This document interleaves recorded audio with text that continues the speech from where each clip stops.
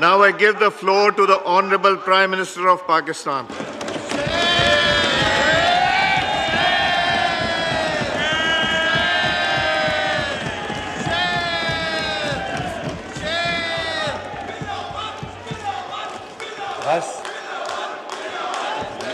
बस हो गया, काफी हो गया, अभी बहुत मौके आएंगे, प्लीज।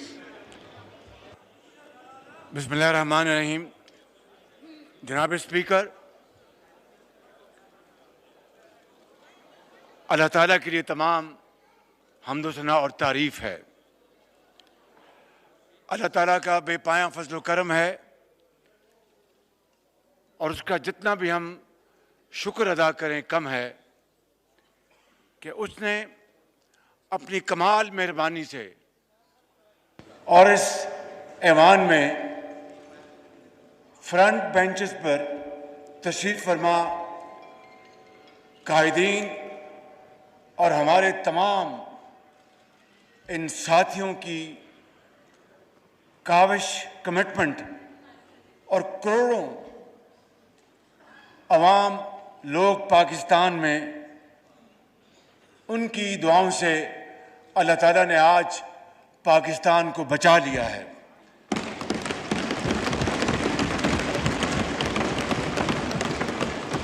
और जनाब स्पीकर, ये तारीख में पहला मौका है कि वोट ऑफ नो कॉन्फिडेंस की मोशन कामयाब हुई और हक की कामयाबी हुई और बातिल को शिकस्त हुई। मैं समझता हूं जनाब स्पीकर, आज के दिन पूरी पाकिस्तान की कौम के लिए एक अजीम दिन है कि इस ऐवान ने एक सिलेक्टेड वज़ीर आज़म, झुर्रू की पैदावार वज़ीर आज़म को आइन और कानून के जरिए अपने घर का रास्ता बताया है।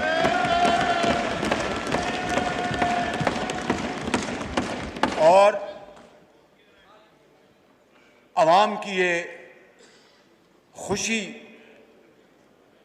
का और क्या इसकी मिसाल हो सकती है कि आज पाकिस्तान में रुपया डॉलर के मुकाबले में 8 रुपए ऊंचा गया है। 190 से वापस 182 पे आया है। तो ये 8 रुपए कम हुए हैं। जो शख्स ये कहता था कि रुपया 1 रुपया भी ऊपर जाए तो वज़ीर आज़म करप्ट होता है, ये 8 रुपए नीचे गया है। तो इसको आप क्या कहेंगे? मासवाए अल्लाह ताला का बेपाया फजल करम और पाकिस्तान के 22 करोड़ अवाम का इस ऐवान पर भरपूर एतबार और एतमाद। जनाब स्पीकर, ये कहते हैं कि ख़त 7 मार्च को आया। जिस तरह मैंने हकायक बताए हैं कि हमारी मीटिंग्स उससे कई दिन पहले हुई और हमारे फैसले उस दिन कई दिन पहले हो चुके थे। मैं समझता हूं कि मैं इस बात की मजीद तह में नहीं जाना चाहता। कौम को, पूरे पाकिस्तान के 22 करोड़ अवाम को इस बात का हक हासिल है। इस पार्लियामान के ऑनरेबल मेंबर्स के एक एक मेंबर को इस बात का पूरा हक हासिल है कि वो जानना चाहते हैं कि ये हकीकत है क्या, और अगर ये झूठ है जो यकीनन है तो फिर इस पार्लियामान के सामने आना चाहिए और पूरी दुनिया के सामने आना चाहिए ताकि ये बहस और ये डिबेट हमेशा के लिए ख़त्म हो जाए। इसलिए मैं आज आपकी तोसत से इस पार्लियामान की खिदमत में ये अर्ज़ करना चाहता हूँ कि मैं बतौर मुंतखब वज़ीर आज़म के पार्लियामान की जो सिक्योरिटी कमेटी है वहाँ पे इन कैमरा इसके ऊपर कमेटी के ऑनरेबल मेंबर्स को पूरी ब्रीफिंग दी जाए, जिसमें मुसल्लह अफवाज के तमाम सरबराह मौजूद हों, जिसमें DG ISI हो, जिसमें हमारे फॉरेन सेक्रेटरी हों और जिसमें वो सफ़ीर हों जिन्होंने ये ख़त लिखा और उसके बाद ब्रसल्स उसकी ट्रांसफर हो गई। मैं समझता हूं कि हमें फिलफौर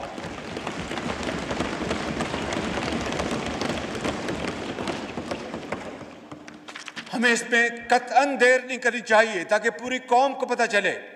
और मैं आज जनाब स्पीकर आपकी खिदमत में अर्ज करना चाहता हूं अपनी तरफ से और बिला खौफ तरदीद इन कायदीन की तरफ से मैं ये कहना चाहता हूं कि अगर इस हवाले से अगर एक रत्ती बराबर जनाब स्पीकर अगर even an iota of any shade of evidence खुदा न खास्ता आ जाए कि हम किसी बैरूनी साजिश का शिकार हुए या खुदा न खास्ता बैरूनी किसी ताकत के हमें वसाइल मिले जिस तरह के फॉरेन फंडिंग में साबित हो चुका है, ये अगर खुदा न खास्ता एक धेले की कहीं ये साबित हो जाए या हमारी इन्वॉल्वमेंट साबित हो जाए तो मैं यहाँ पर आपको गवाह बनाकर उस खुदाए बुजुर्ग बरतर को गवाह बनाकर ये कहता हूँ कि मैं 1 सेकंड में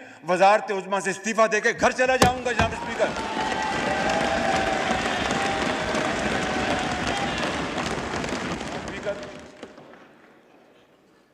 महंगाई के इस दौर में और तकालीफ के इस दौर में शायद रातों रात तो Rome was not built overnight, मगर हिम्मत करेंगे और आगे बढ़ेंगे इंशाअल्लाह अल्लाह ताला मदद फरमाएंगे। मैं यहाँ पर सिर्फ इस वक्त गरीब आदमी परेशान और बर्बाद हो चुका, मैं उनकी कुछ अशकशोई के लिए अपने तमाम इस कोलिशन गवर्नमेंट की तरफ से मैं ये कहना चाहता हूँ कि कम से कम माहाना उजरत बढ़ाकर 25,000 रुपये हम कर रहे हैं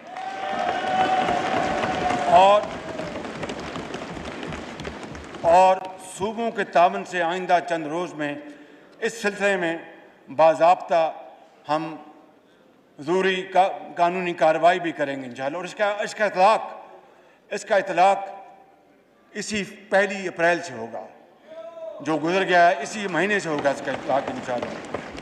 और मुझे उम्मीद है कि तनख्वाहदार तबके के मुश्किलात का अंदाज़ा हमारा सरमायाकार अल्लाह उनको और हिम्मत दे कि पाकिस्तान में सरमाया लगाएं।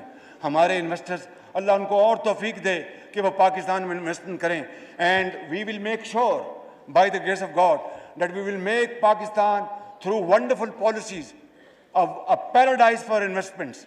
इंशाअल्लाह ये जो माजी में 4.25 साल में हुआ मैं उसकी बात नहीं कर रहा, मैं ये कहता हूँ कि सरमायाकारी के लिए इंशाअल्लाह हम इसको एक बहुत शानदार मुल्क बनाएंगे। और मैं उम्मीद करता और अपील करता हूँ अपने सरमायाकार हजरात से, सनतकारों से कि वो 1 लाख रुपए तक के जिनकी तनख्वाह है उनके लिए भी वो 1 अप्रैल से उनकी तनख्वाह में 10% उसमें इजाफा करेंगे इंशाअल्लाह। जनाब स्पीकर, पेंशनर्स जो हैं वो शदीद तकलीफ में हैं क्योंकि पेंशन जो होती है उसके अंदर जो इन्फ्लेशनरी जो ट्रेंड्स होते हैं उसकी शायद इतनी स्पेस उनको नहीं मिलती, तो लिहाजा एक लगी बदी पेंशन में जब महंगी चीज़ें ख़रीदनी पड़ती है और अगर कोई सफ़ेद पोश हो तो फिर उसका खुदा हाफिज।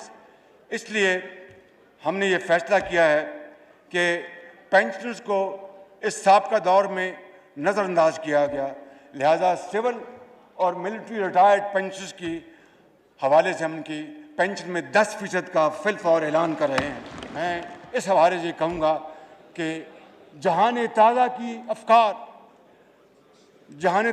अफकार ताज़ा से है नमूद के संगो खिच से होते नहीं जहाँ पैदा, कायद आज़म जिंदाबाद, पाकिस्तान जिंदाबाद।